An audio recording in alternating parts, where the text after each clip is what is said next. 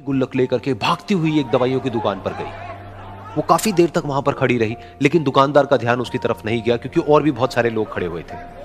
उसने दुकानदार को कई बार बुलाया, लेकिन वहां पर भीड़ इतनी थी कि दुकानदार का ध्यान उसकी तरफ गया ही नहीं।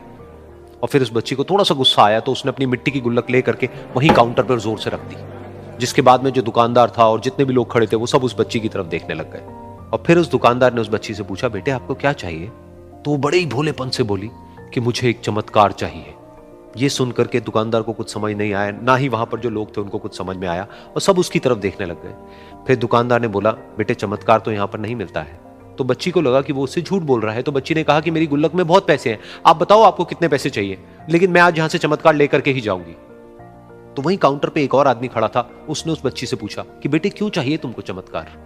तब उस बच्ची ने अपनी कहानी बताई कि अभी कुछ दिन पहले मेरे भाई के सर में बहुत तेज दर्द हुआ, तो मेरे पापा मम्मी उसको हॉस्पिटल ले गए। उसके बाद कई दिन तक मेरा भाई घर नहीं आया। तो मैंने कई बार अपने पापा से पूछा, लेकिन उन्होंने मुझे कुछ नहीं बताया। उन्होंने बार बार यही कहा कि वो आ जाएगा, वो कल आ जाएगा, वो कल आ जाएगा, लेकिन वो आ ही नहीं रहा था। तो मैंने देखा कि मम्मी रो रही है, और पापा मम्मी को कह रहे थे कि उसकी दवाइयों के लिए और उसके इलाज के लिए जितने पैसे चाहिए उतने मेरे पास में नहीं है, अब उसको कोई चमत्कार ही बचा सकता है।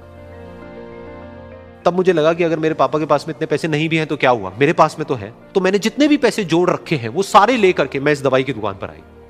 फिर उस आदमी ने उस बच्ची से पूछा, कितने पैसे हैं तुम्हारे पास में? ये सुनते ही उस बच्ची ने अपनी गुल्लक उठाई, जमीन पर फेंकी और तोड़ दी, और पैसे गिनने लग गई। बाकी सब लोग खड़े होकर के उसको देख रहे थे। थोड़ी देर बाद उसने सारे पैसे अपने हाथ में इकट्ठे किए और बोली, मेरे पास में पूरे 19 रुपए हैं। वो जो आदमी वहां पर खड़ा था वो थोड़ा सा मुस्कुराया और बोला कि अरे तुम्हारे पास में तो पूरे पैसे हैं, इतने का ही तो आता है चमत्कार। ये सुनकर के वो बच्ची बहुत खुश हो गई और बोली कि चलो मैं आपको अपने पापा से मिलवाती हूं।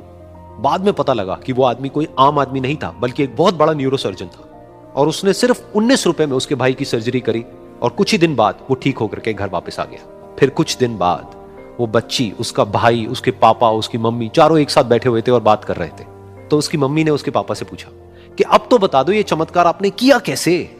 तो उन्होंने अपनी बेटी की तरफ देखा और बोले, ये चमत्कार मैंने नहीं, इसने किया है।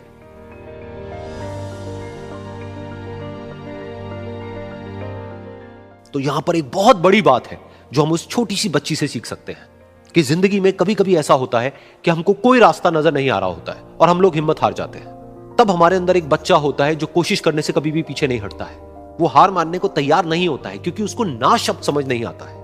वो बच्चा जिसके लिए कुछ भी नामुमकिन नहीं है, क्योंकि वो हर हाल में कोशिश करता ही रहता है।